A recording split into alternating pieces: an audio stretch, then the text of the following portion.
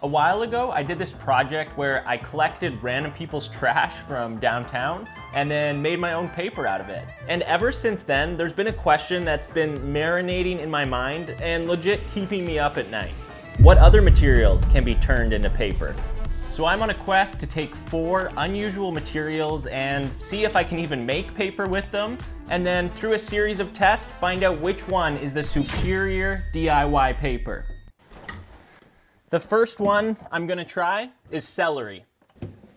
This has been sitting in the fridge for like a week now, and it's one of those things that you buy thinking, oh yeah, I'm gonna become healthy, gonna become a celery guy, and then you never eat it and it just goes bad. So today, I'm actually gonna do something with it.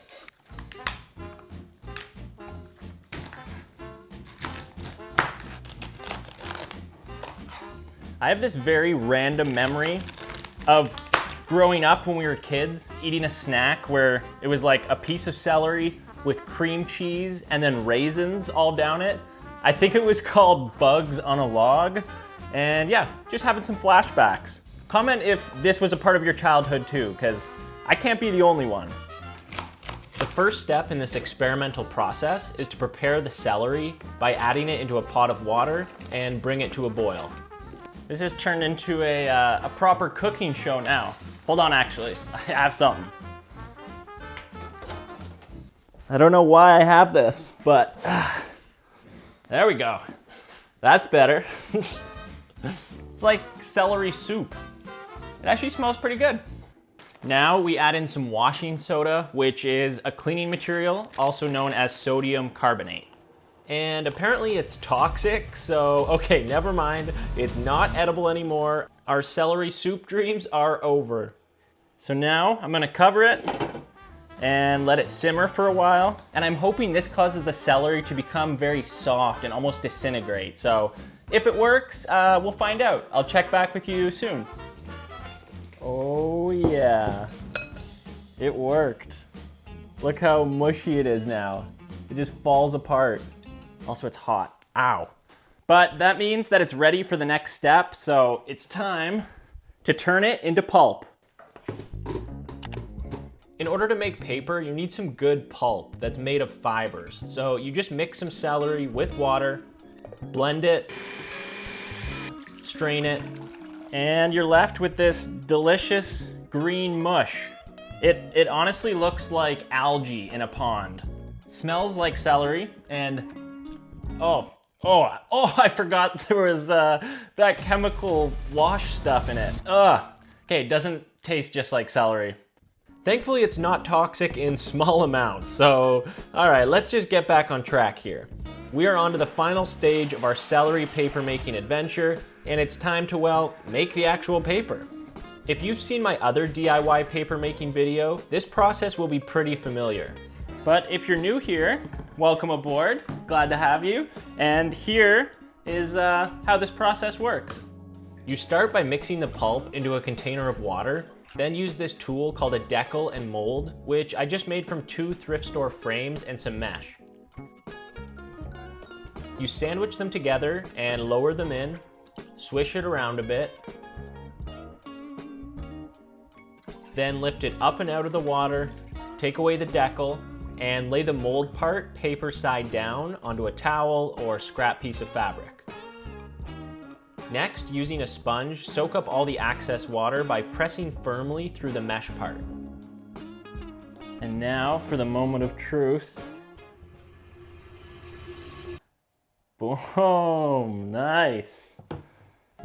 Our first piece of celery paper.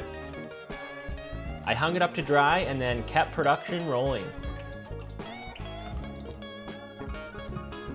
In total, I was able to make 4 sheets of paper and everything was going great until, dang it, things are not going as I thought they would. The sheets of paper are dry, which is good, but they are so incredibly thin. Look at that. I mean, is it a failure? I did make paper out of celery, but this is more like tissue paper. No.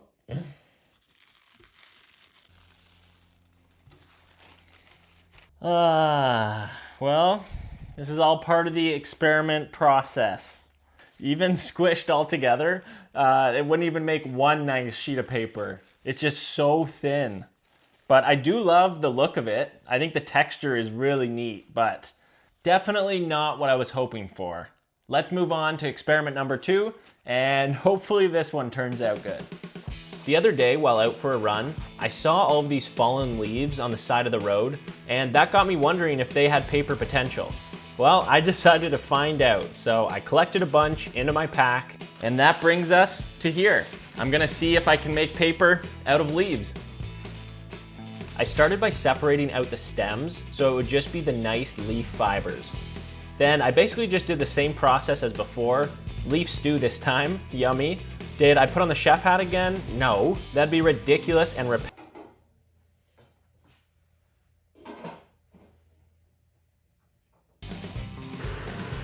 Once I made the pulp, I got to it and formed the first sheet of paper.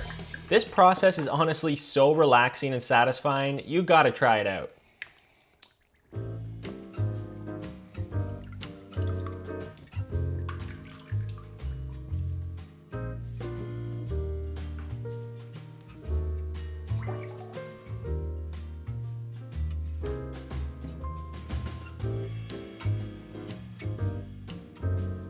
Oh yeah.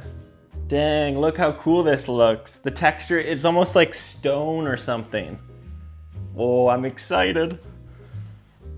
The excitement level stayed high as I made a few more, and then they peeled off so nicely from the fabric. Way less of a struggle than the celery paper. Speaking of leaves, you know the top spiky part of a pineapple? Usually it just goes boom, right into the compost and doesn't really have a use. Well, it was my next test subject, and it turned into this. These ones got a bit ripped, but this one's pretty dang perfect. And then the other one I made is more of your classic traditional DIY paper using junk mail and newspapers. It's also a great way to repurpose old homework. So now that we've got all of our different types of paper, it's finally time for the ultimate test. The ultra thin celery paper, I'm gonna save though for a surprise project that's coming up. For the first test, I grabbed a variety of writing tools to see how the different papers would do. And it didn't start off too strong. Oh, ripped it a bit already. Oh, that's smooth. That one's so good. Oh, this one too. Oh, more ripped. But after testing the markers, a crayon, pencil, and a pen, the results of the competition were pretty clear. The leaf paper is definitely not ideal for writing or drawing on. The pineapple spiky top one was surprisingly good. And I think the best is your traditional DIY paper. But that could all change here, as test number 2 was to print a photo onto each one. I found the easiest way to do this is to just tape it onto a standard sheet of printer paper, make sure it's all nice and flat, then just load her in and print.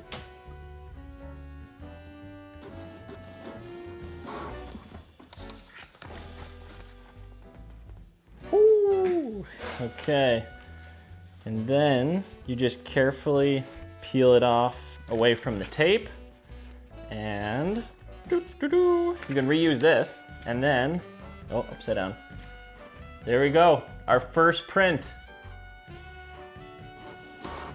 I did get carried away a bit and made a few more test prints. But then I moved on to see if the leaf paper would be a success or a total failure. And I was surprisingly impressed. Oh, it's not as clear as the other one, but I really like it. Like, the texture came out really nice. This is the photo that I took from our Yosemite trip. And boom, there it is printed on the leaf paper. Let me know what you think of that one. When it came to the pineapple paper, my printer was not too happy. Uh-oh. Got a paper jam. Oh no. Okay, let's try that again. Another photo from our Cali road trip. This is Big Sur. Such an epic place.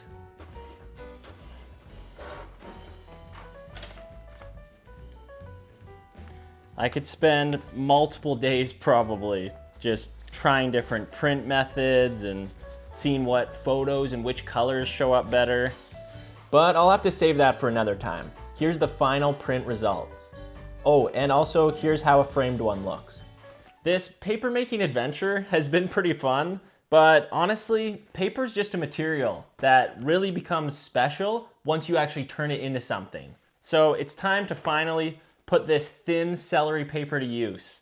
I'm thinking it would be really cool to try to turn it into a lamp, so that's what I'm gonna try to make.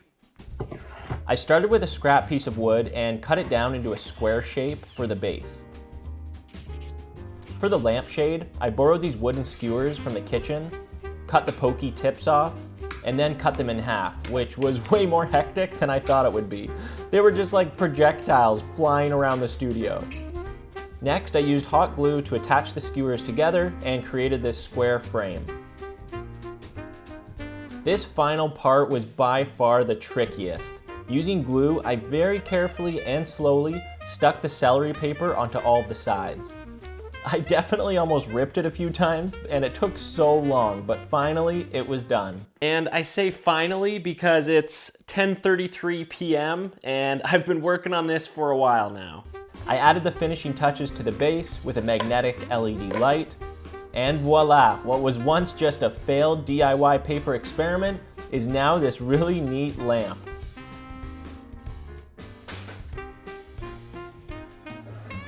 Ooh, look at it. Dang, that's my new favorite accidental project. And finally, I can sleep peacefully tonight because I've now answered that question of what other materials can be made into paper. So thanks for coming on this adventure with me, and I'll see you next time.